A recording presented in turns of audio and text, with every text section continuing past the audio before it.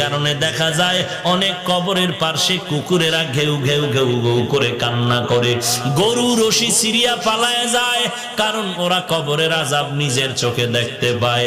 আল্লাহর নবী বলেন, আমি একদিন জান্নাতুল বাকির মধ্যে হাঁটতেছি আর দোয়া করতেছি, হঠাৎ করে গিয়া দেখি একটা কবরের মধ্যে আল্লাহ দেখায় দিলেন আযাব চলতেছে একটা যুবকের কবরে।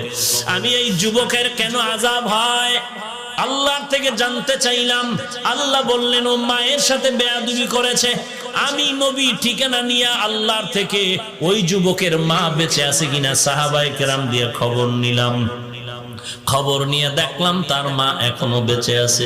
আমি নবী ডাকিয়া পাঠাইলাম, ওই মহিলা খবর দিল আমি যাব না। আমি বললাম, বলে দাও তার সন্তানের কবরে আযাব হয় যেন মাফ করে দেয়। ওই মা বলে, না না, আমার সন্তানের আমি কখনো মাফ করব না। রহমাতুল